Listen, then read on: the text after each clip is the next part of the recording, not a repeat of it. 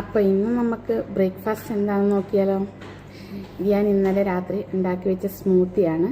രാവിലെ എടുത്ത് കുറച്ച് നേരത്തെ എടുത്ത് ഫ്രിഡ്ജിൽ നിന്ന് പുറത്ത് വെച്ചിരുന്നു. കാരണം തണുപ്പുള്ള ഭക്ഷണങ്ങളൊക്കെ കഴിക്കാൻ ഭയങ്കര പാടാണ്.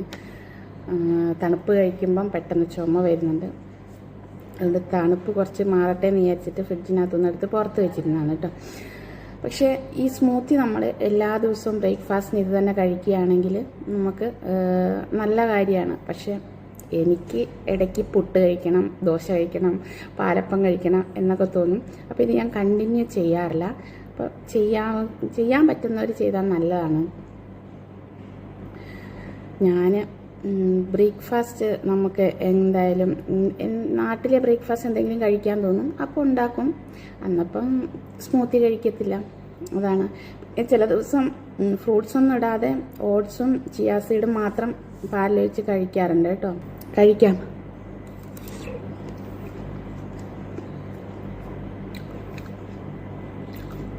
നല്ല ടേസ്റ്റാണ് കഴിക്കാൻ.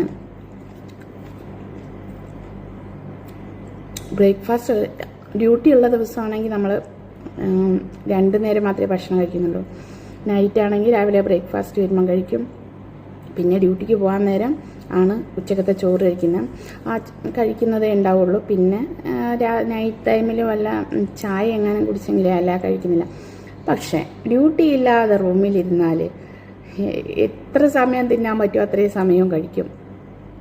കാരണം വിശപ്പ് ഇച്ചിരി കൂടുതലാണ് റൂമിലിരുന്ന് കഴിഞ്ഞാൽ. അപ്പോൾ ഇതാ, അല്ലെങ്കിൽ തന്നെ ആനാദുബ എന്താണെന്ന് അറിയാവോ? ഞാൻ പറഞ്ഞത് അറബി വാക്കാണ്. എന്താണെന്ന് അറിയാവുന്നവർ കമൻറ്റ് ചെയ്യുക കേട്ടോ. അപ്പോൾ ഞാൻ ഇന്നത്തെ ബ്രേക്ക്ഫാസ്റ്റ് കഴിക്കട്ടെ. അപ്പോൾ ഞാൻ ഉച്ചയ്ക്ക് എന്താ കഴിക്കുന്നതെന്നുള്ളത് കാണിക്കാം. അപ്പോൾ എന്നാൽ പിന്നെ ഉച്ചയ്ക്ക് എന്താ ഭക്ഷണം എന്ന് നോക്കിയാലോ. നല്ല പാലക്കാടിൻ്റെ അരി പോലെ തന്നെ, പക്ഷേ ഇത് ശ്രീലങ്കൻ റൈസാണ്. നമ്മൾ കൈമ അരി പോലെ കുഞ്ഞരിയാണ്. അത് ഞാൻ കുക്കറിൽ ഇട്ട് വേവിച്ച് വറ്റിച്ചെടുക്കുകയാണ് ചെയ്തത്. പിന്നെ കറികൾ എന്തൊക്കെയാണെന്ന് നോക്കിയാലോ. നല്ല പച്ച സ്രാവ് മീൻ വറുത്തതും പിന്നെ ഏത്തക്കായ തോരനുമാണ്. പിന്നെ ഇന്നലത്തെ കുറച്ച് ചിക്കൻ കറി ബാക്കിയുണ്ടായിരുന്നു, അതും കൂടി അങ്ങ് എടുക്കാമെന്ന് വിചാരിച്ച്. പിന്നെ ഇതാ കുറച്ച് തൈരും. അപ്പം തൈരും ഏത്തക്കായും മാത്രം ഉണ്ടെങ്കിൽ തന്നെ ഈ ചോറ് കഴിക്കാൻ നല്ല ടേസ്റ്റാണ്. അപ്പം എന്നാൽ പിന്നെ ഉച്ചക്കത്തെ ഞാൻ കഴിക്കട്ടെ കേട്ടോ. അപ്പം ഇനി നമുക്ക് രാത്രിക്കത്തെ എന്താണെന്നും കൂടെ ഒന്ന് അറിയണ്ടേ. അപ്പം നമുക്ക് അതും കൂടി എന്താണെന്ന് നോക്കാം.